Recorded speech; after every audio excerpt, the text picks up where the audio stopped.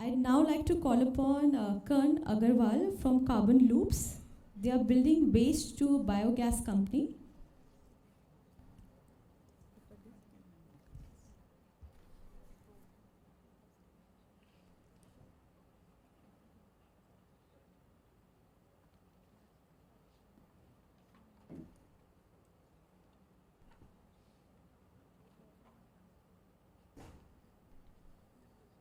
Okay.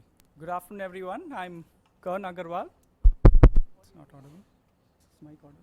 Mic on? Am I audible? Yeah. I'm Kern Agarwal, founder and director of Carbon Loops. We started Carbon Loops in the year 2017 along with Ranjani, my partner in life and in business. And the segment that we are in, of course, it is waste management. And more specifically, if you look at the entire waste bin, we are more focused on the organic part of the waste, which accounts for approximately 30 to 40% of the entire waste.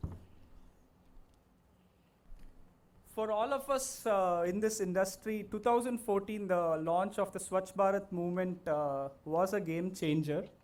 Along with the funding support from the government, I think 8 years into this Swachh Bharat, one of the biggest revelation for me is the government has said that waste is not just the government's responsibility anymore. It is the responsibility of each and every one, individuals, institutions, corporates, and it should be a combined effort. So I think that message has been very, very strongly but slowly shared by the government.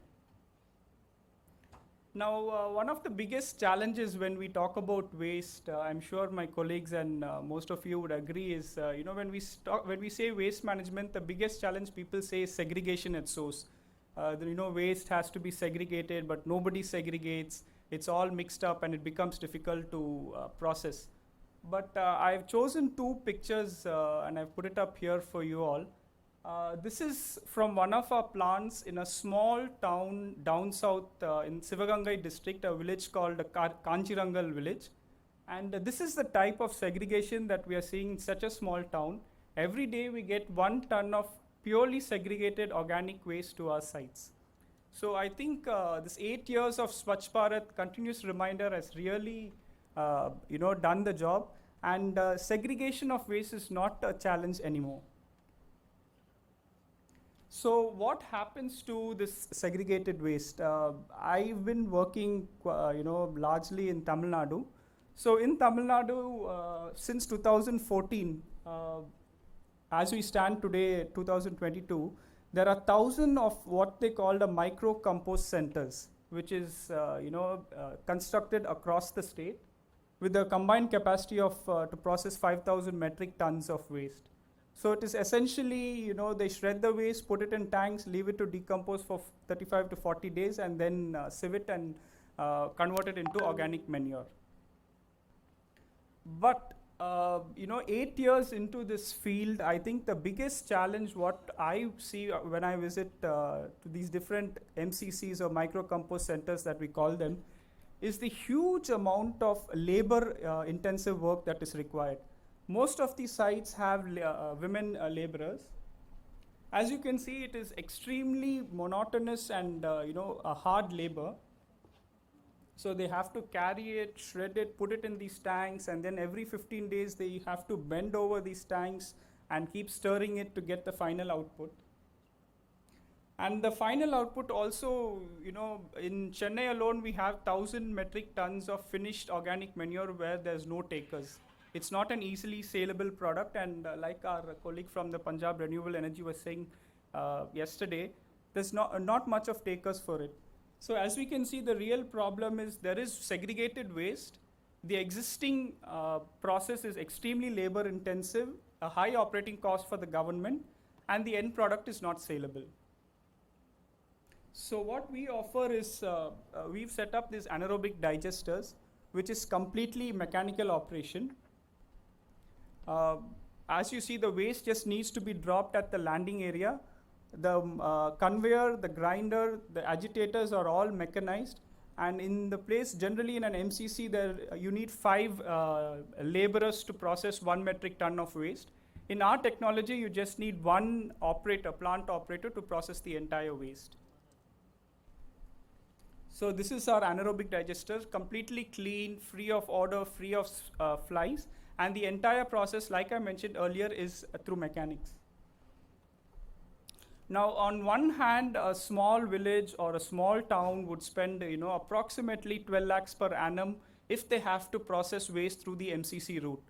Now, through our route, in space of 12 lakhs, they would just deploy 1 plant operator and save 10 lakhs per annum.